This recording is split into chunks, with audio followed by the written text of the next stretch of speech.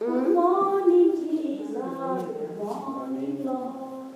Good morning, Jesus. Good morning, Lord. Good morning, Jesus. Good morning, Lord. Good morning, Jesus. Good morning, Lord. In the morning, early in the morning, I will rise and praise the Lord.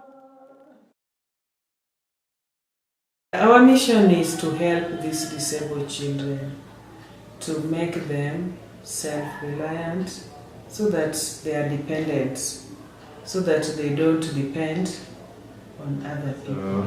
Okay, some of the services that we offer at Nyabondo Rehabilitation Center are orthopedic technology services, that is fabrication of appliances. We also offer physiotherapy services, occupational therapy services. We also have corrective surgery, both orthopedic and plastic surgeries. Then we also have vocational training. Then we have training for children who are having cerebral palsy, that's special education. So the program that we have for the children with cerebral palsy, and or let me say children who are at the special education. First, we have children with cerebral palsy, we have autism, and we also have children with physical disability.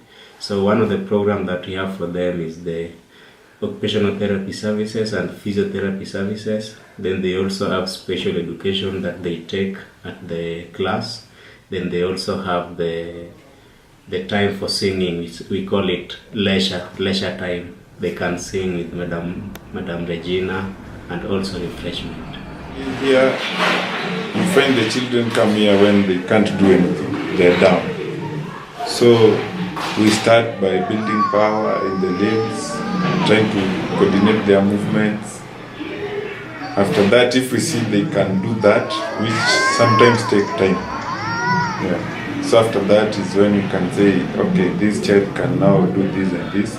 Let's take to the OT to identify. In occupational therapy, we have three main pillars. We promote function, independence functions. Two, we enhance independence. Then we also prevent further deformity. We started with individual and group therapy. In our therapy, the most important part was playing and playfulness. Our main goal was to challenge them to develop what they can do. We wanted to engage them in our therapies and enlarge their life skills.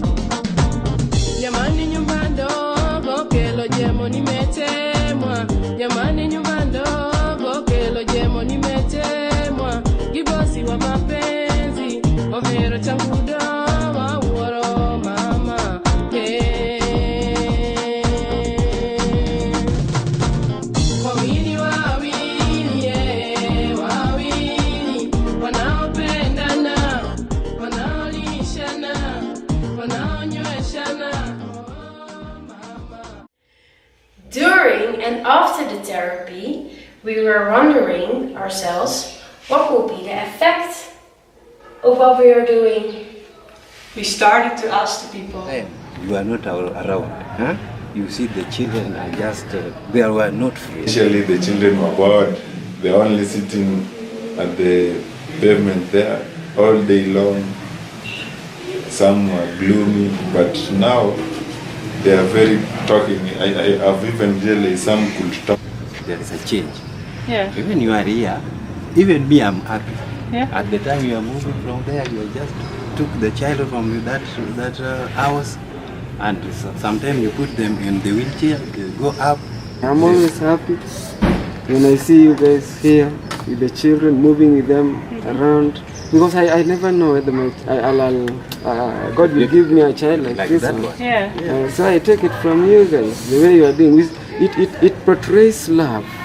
So since you came, I've seen a lot of children getting improvement, and in terms of even becoming happy. You see, being happy is part of rehabilitation, and if you can play with them, you can teach them how to handle things, because I know most of the occupational therapy work involve functionality, and if you can teach them even how to be self-independent, how they can hold those balls, that is part of learning, and I've seen a lot of progress there. Input because of what I really like most was the idea of exposing the children to the field, playing ball games and other activities outside, not with them. I think happiness.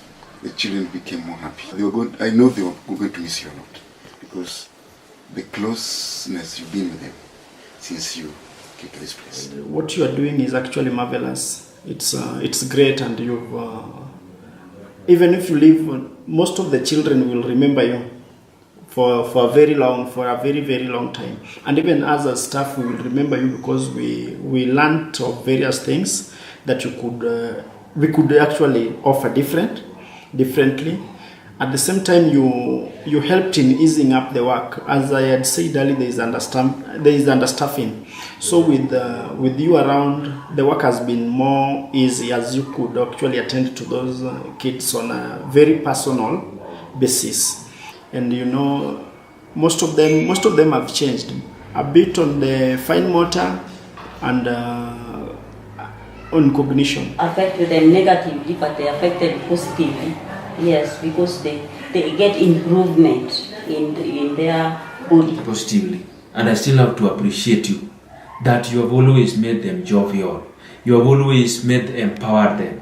You have always come up with good play tactics that enables the children to play. So actually you have really developed their social skills much, because at times they could not play. Maybe I could only have them one by one coming in for therapy, but now getting that time to engage them in group work could be a problem. I could not get that time. But you guys, you have always engaged them in play, you have always grouped them. So I think their social skills have really developed much.